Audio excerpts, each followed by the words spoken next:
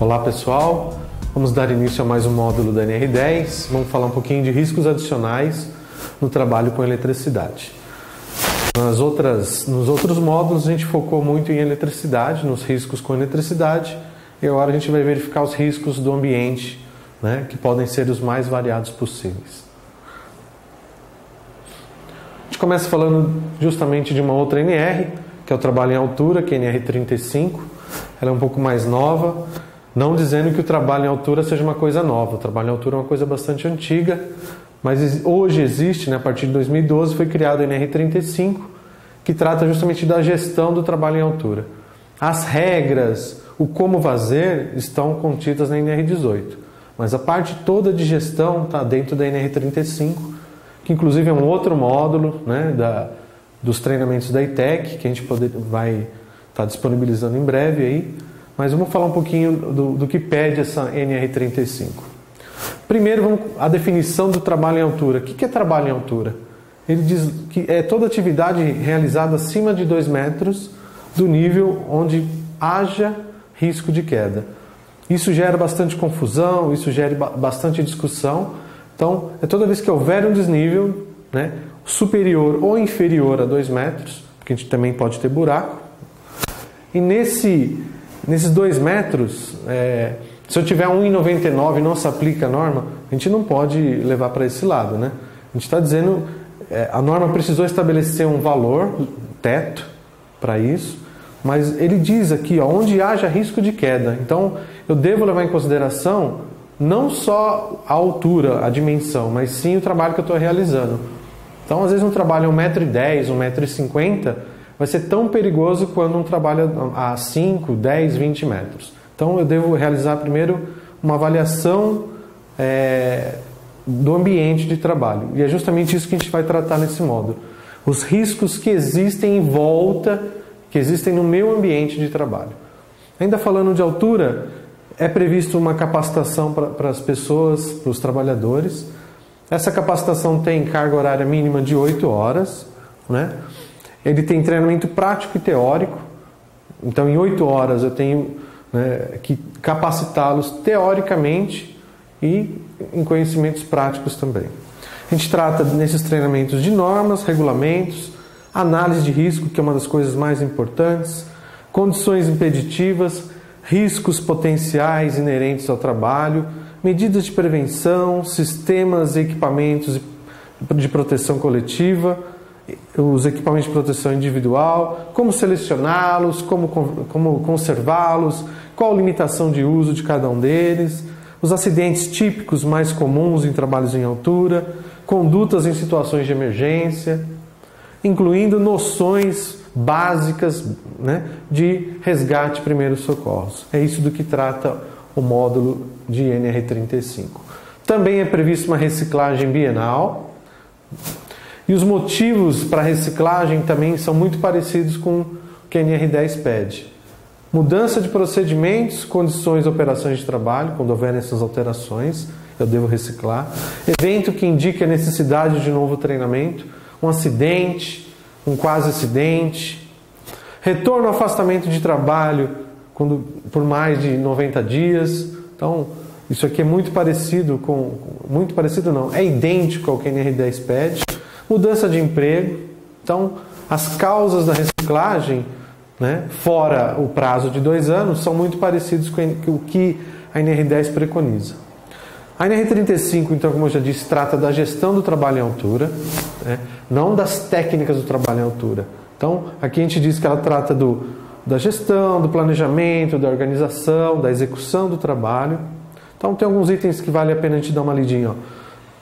O item 4.3 da norma diz que todo trabalho em altura deve ser precedido de análise de risco. Isso aqui está em consonância, inclusive, com o que a NR10 fala, que toda atividade deve ser realizada primeiro iniciando-se por uma análise de risco.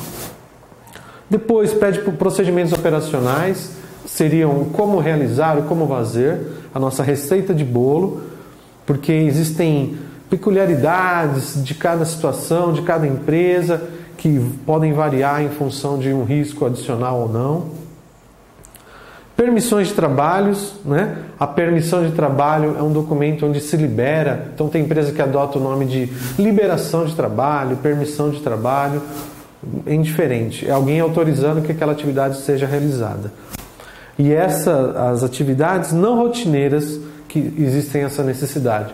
Aquelas atividades que forem rotineiras, forem do dia a dia e já tiverem procedimentada, a gente pode dispensar essa etapa de permissão.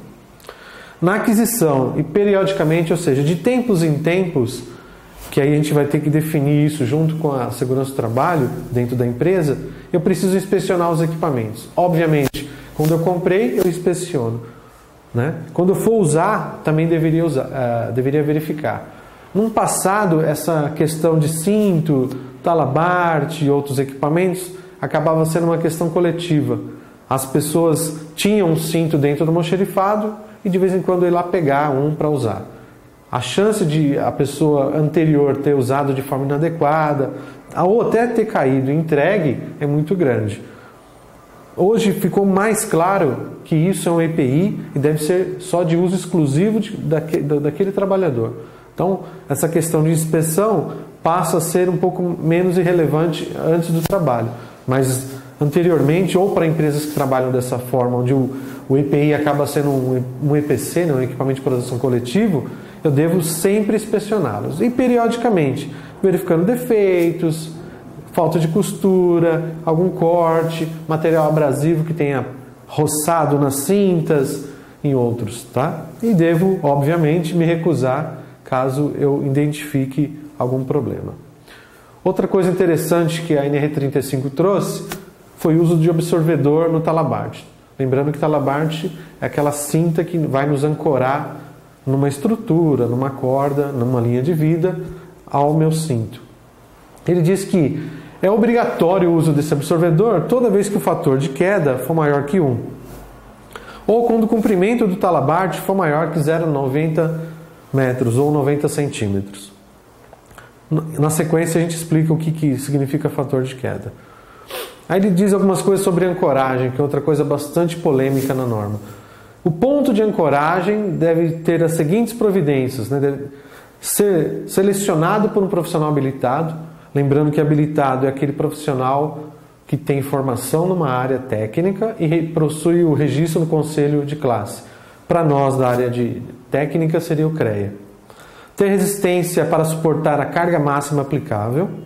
Ser inspecionado quanto à integridade antes da sua utilização. Aí começa um grande problema. Eu poderia fazer um ponto de ancoragem? Eu quem? O empregador? Poderia. Mas eu tenho que ter um profissional habilitado com CREA dizendo que aquele ponto de ancoragem vai suportar a força necessária em caso de queda. Esse é um grande problema, isso é uma coisa que traz bastante dificuldade para que a gente consiga operacionalizar. Mas vale dizer que a norma, mesmo solicitando os pontos de ancoragem, esse ponto de ancoragem pode ser feito numa estrutura, num ponto estrutural da edificação. Uma coluna, uma viga, desde que eu, obviamente, tenha condições razoáveis de avaliar aquele ponto e dizer que aquele ponto eu posso usar como ancoragem e ele não vai quebrar, não vai soltar.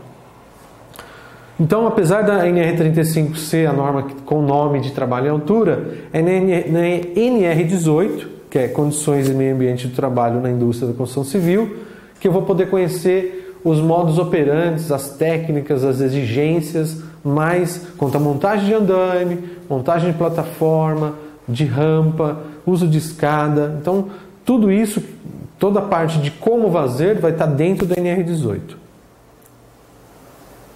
Aqui são alguns equipamentos que a gente fala como básico, mínimo hoje, que é o próprio cinto.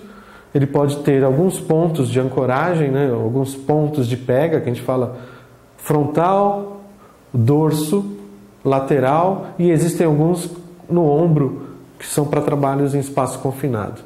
O nosso talabarte, com absorvedor, que na verdade é uma cinta enrolada, o trava-queda e o capacete. A gente entende que isso aqui é o mínimo. O capacete também é um outro ponto um pouco polêmico, porque as pessoas se prendem muito só a jugular, né? O uso do capacete com jugular. Por que o pessoal da segurança pede que a gente use o talabarte para alpinista? Porque ele, além do talabarte, ele tem um outro ponto que vai ajudar, em caso de queda, que esse capacete não saia da sua cabeça. Mesmo que eu venha caindo e batendo a cabeça, ele não saia. Então, o capacete para uso de alpinismo industrial, ele é mais adequado. Não estou dizendo que um capacete industrial somente com a jugular não ajudaria. Ele ajudaria, mas eu preciso avaliar justamente quanto à atividade que está sendo realizada. Então a gente sempre solicita que sejam feitas algumas inspeções nesse tipo de equipamento, no mínimo. Vamos explicar um pouquinho sobre o fator de queda. O fator de queda é uma conta onde eu tenho a altura da queda dividido pelo comprimento do talabarte, né? Então o meu talabarte, que é a cordinha que me prende, né? É a cinta que me prende ao ponto onde eu estou ancorado. Vale lembrar, se for maior que 90 centímetros essa cordinha, é obrigatório o uso do absorvedor. Então vamos lá, vamos fazer uma conta simples. Aqui ele usa 4 situações. A primeira situação a gente chama de situação ideal, onde eu tenho uma altura de 1 metro de comprimento do talabarte e uma altura de queda de 0,5 metros. Por quê? Porque eu ancorei um ponto acima, provavelmente do meu ombro, acima da minha cabeça, e no momento da queda, até o meu talabarte esticar, eu só tive uma queda de 0,5 metros ou 50 centímetros. No outro ponto, né, na próxima foto, a gente tem um ponto que merece atenção, onde a altura da queda e o tamanho do talabarte, o comprimento do talabarte, é igual. Então, nosso fator de queda é 1, que é o limite, onde eu estou prendendo provavelmente o meu talabarte perto da linha da cintura, próximo à linha do tórax, onde eu caio, eu vou ter uma altura de queda igual ao tamanho do talabarte.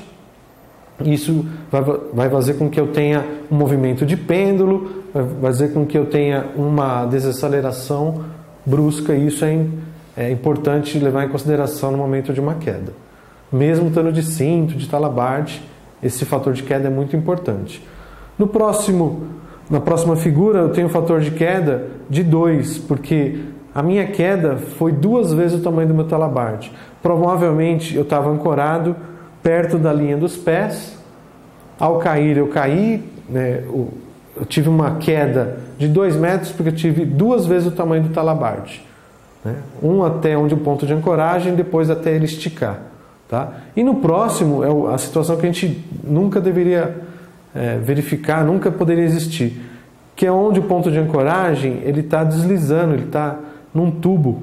Então você não cai para os lados, mas se caso houver uma queda, eu vou ter que esperar o meu talabarte parar na estrutura para depois o meu talabarte esticar. Então é um fator de queda ali acima de 2, não é nem permitido. Provavelmente a pessoa não morre pela queda, mas morre pelo impacto, pela desaceleração no momento da queda. Então a situação ideal é sempre usar o talabarte fixado sempre acima da linha da cintura, sempre a linha da cabeça.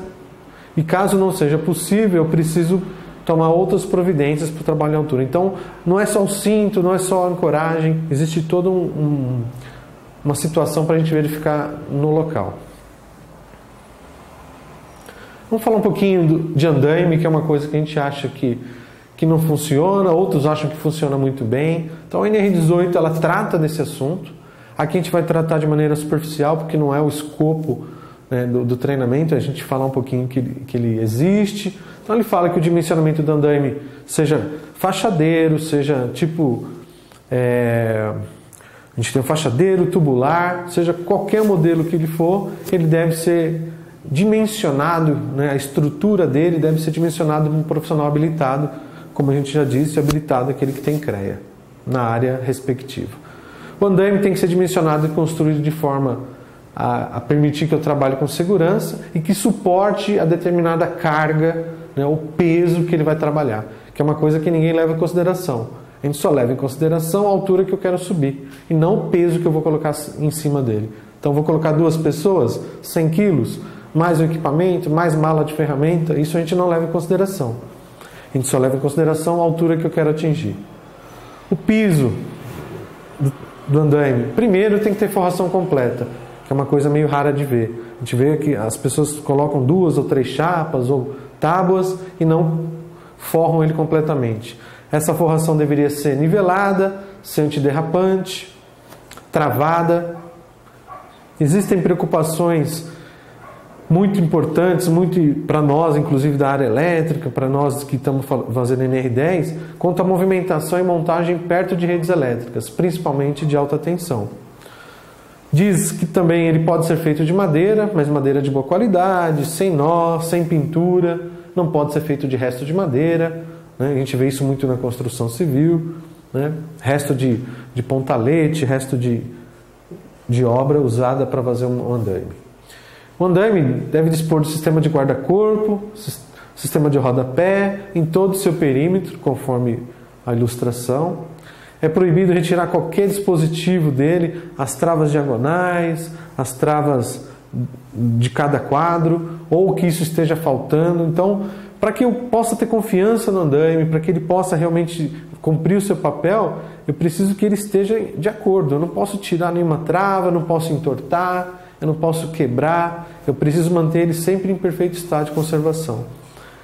Ele diz ainda que o piso de trabalho do andaime não pode ser, tem que ser a última fronteira, vamos dizer assim. Eu não posso pôr nenhuma escada em cima do andaime para ficar um pouco mais alto. Eu não posso pôr nenhuma tábua para depois ficar mais alto. E uma outra regrinha é que a gente fica com muito receio de subir uma torre muito alta e ele tombar, né? A gente vê inclusive torres montadas tortas.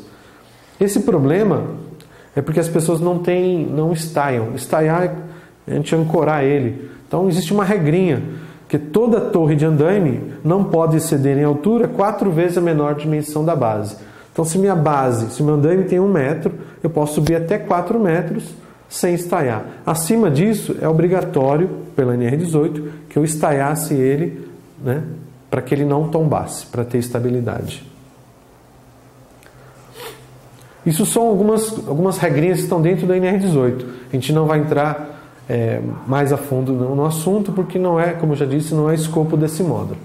Fala um pouco de capacete, como já falamos superficialmente, mas é um item bastante importante. E quando a gente verifica as estatísticas de óbito, de acidentes mais graves, a cabeça realmente é um membro mais atingido, é o membro que geralmente leva a óbito, tá? Então vamos prestar um pouco mais de atenção nesse item. Então o capacete, no mínimo, deve ter jugular, que é a alça que prende ele para fixar na nossa cabeça. Deve estar preso sobre o queixo, e em caso de queda ele não pode escapar da cabeça. Para que ele não escape, para que a gente tenha a maior certeza, a gente recomenda justamente aquele capacete para alpinista. Depois que eu subi, alcancei minha posição de trabalho, o talabarte deve ser fixado num ponto firme de apoio, como a gente já te disse, nunca abaixo da linha da cintura, preferencialmente sempre acima. Obviamente que existem casos que isso não é possível, eu preciso prever outros métodos aí. O mosquetão, que é nossa argola, né, deve ser travado. Existem vários modelos, aquele que você solta e trava, existem modelos de rosca, então existem alguns modelos aí de mosquetão que a gente poderia ilustrar, mas de novo, não é escopo desse módulo. Existem algumas normas técnicas da NBR, algumas NBRs da BNT que tratam de equipamentos em altura. Cinturões, talabartes, trava-quedas e outros, né? Por que a gente menciona alguns deles? Porque existem várias questões polêmicas, por exemplo, quanto ao peso do trabalhador.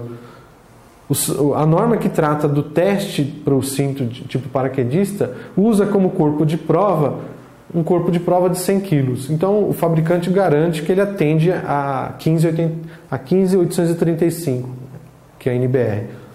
Então existe uma polêmica justamente quanto ao peso. Se a pessoa tiver 150 kg, ela pode subir em altura? Então algumas indústrias adotam que não, porque o cinto de segurança não suporta. Então, existem algumas polêmicas e o Ministério do Trabalho já está tratando disso, soltou algumas notas técnicas, onde diz que se o fabricante garante que aquele equipamento que suporta, foi testado, o Ministério do Trabalho está dizendo que ele pode usar aquele cinto. Então não fica só preso ao NBR, né? Mas foi em função de tantas perguntas, tantos questionamentos que o Ministério do Trabalho acabou se mexendo.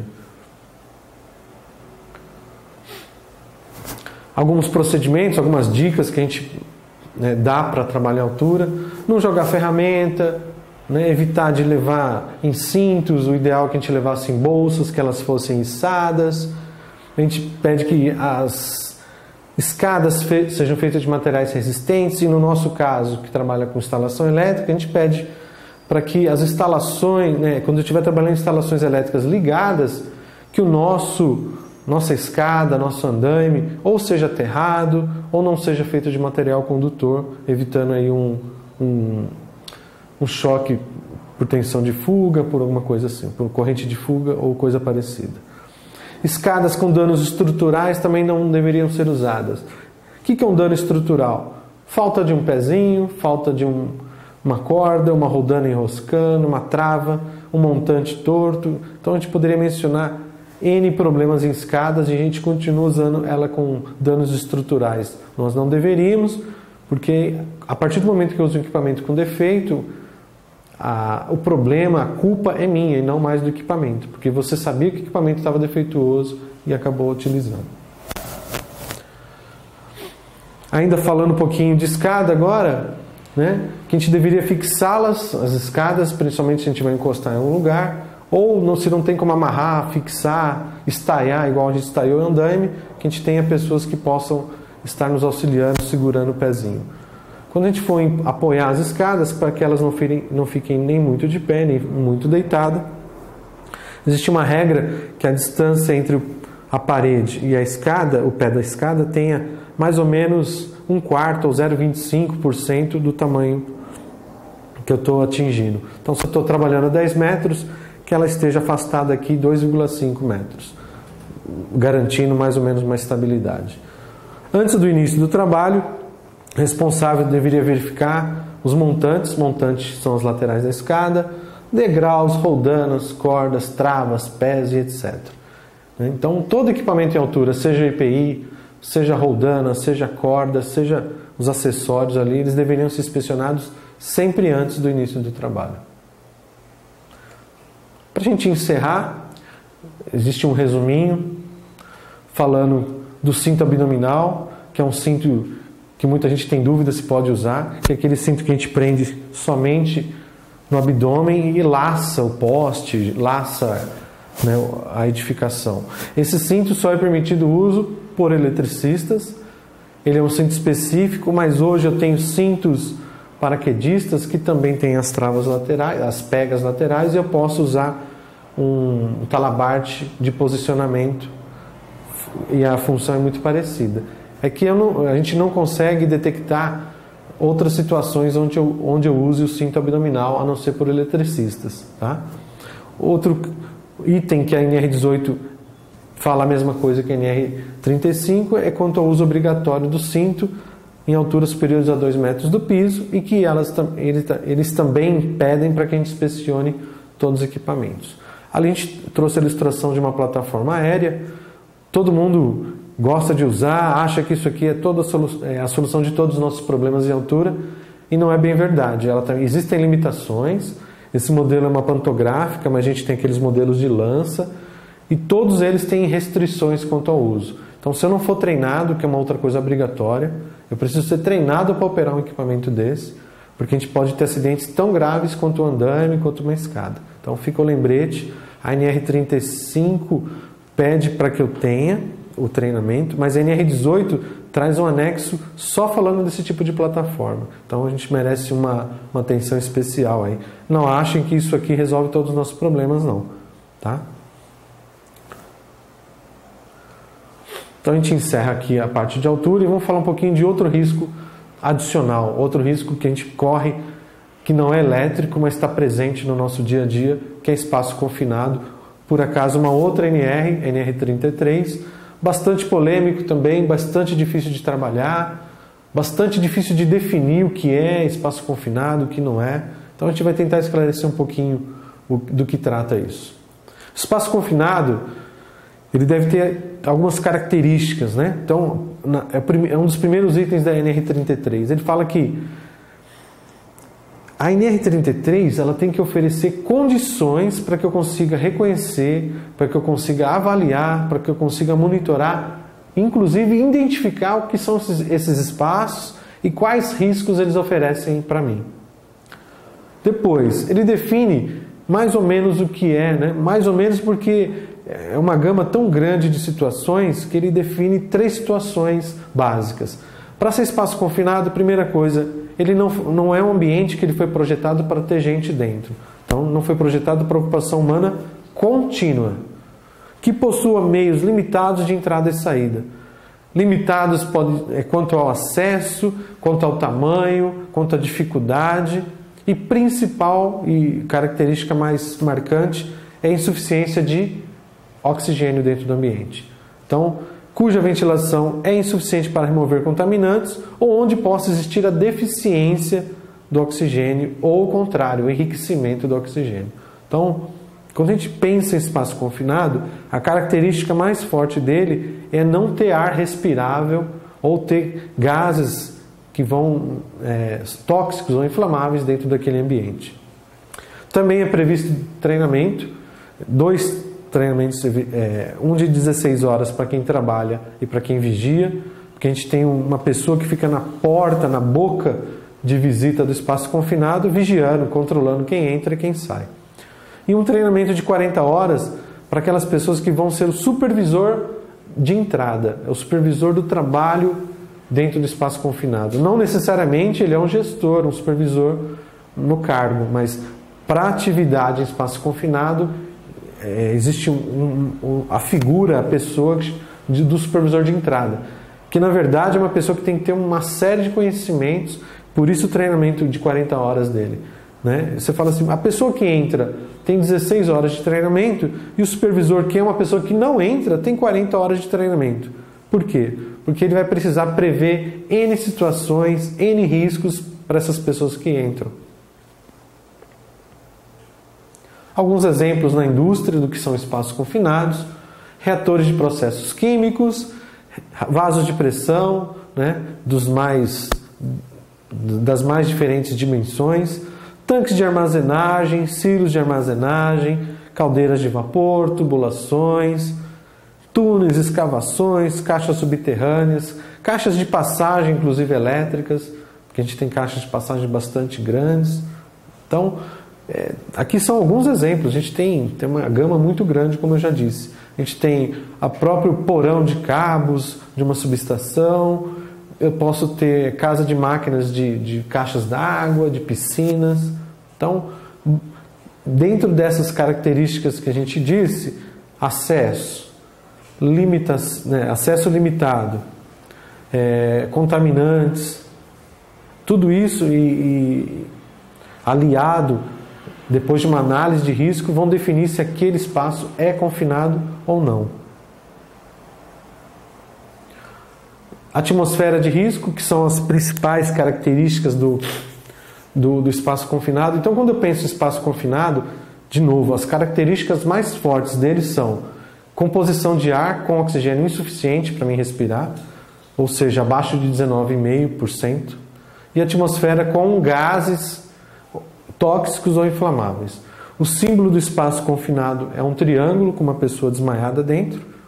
Então, esse é o símbolo basicamente universal, proposto inclusive pela NR33. Então, a característica marcante do espaço confinado é a atmosfera de risco. O que a gente faz para controlar essa situação? Primeira coisa e mais importante é a gente definir o que é espaço confinado dentro das nossas instalações. Inclusive, a NR33 pede que a gente cadastre esses espaços, nomeie, cadastre dimensões, tipo de gases, para depois a gente criar procedimentos de trabalho para aquela situação. Então a gente tem a ABNT com uma NBR, o Ministério do Trabalho com uma norma regulamentadora também. E eu cito a Petrobras como modelo porque ela também tem vários procedimentos internos, né, quem conhece, e outras empresas, mas uma que disponibiliza às vezes até um pouco de material é a Petrobras. Então, existem várias empresas hoje trabalhando com procedimentos justamente para esse tipo de espaço. Tá? E mais uma coisa uma característica marcante de todos os procedimentos, sejam de quem for, são basicamente que eu preciso da permissão de trabalho, que a NR33 aqui chama de permissão de entrada de trabalho, PET. Inclusive ela tem um anexo no final da NR33 como modelo dessa permissão. Ela trata de treinamentos específicos, no caso da NR33, de 16 horas para trabalhadores e vigias e o de 40 para supervisores de entrada. Ele pede monitoração e medição para a liberação da área. Aqui vale uma ressalva, vale um lembrete. Não vale só eu liberar o trabalho. Então fui lá, fiz uma medição de gases, preparei o ambiente e logo depois fui embora. Esse trabalho vai o dia inteiro, 8, 9, 10 horas de trabalho dentro desse espaço. E as características do espaço podem ser alteradas pelo próprio trabalho que está sendo executado. Eu estou fazendo uma solda dentro de um espaço confinado. Eu estou consumindo o oxigênio do local e transformando aquilo em fumos metálicos. Então eu estou queimando, estou gastando o oxigênio do ambiente. Então, uma característica interessante, uma coisa importante de a gente trabalhar é a medição contínua. Então, aqui ele chamou de monitoração da atmosfera. Então, de 5 em 5, 10 em 10, 2 em 2 minutos, eu tenho que constantemente estar reavaliando a atmosfera. Fazendo um pequeno comparativo com figuras aqui. O supervisor de entrada, por que ele tem que receber um treinamento tão extenso, 40 horas? Porque ele vai receber uma demanda dizendo que a pessoa precisa entrar num determinado espaço. Primeira coisa que ele tem que fazer é ir lá e medir os gases presentes. E aí, quantos milhões de produtos químicos eu tenho? Qual o melhor medidor?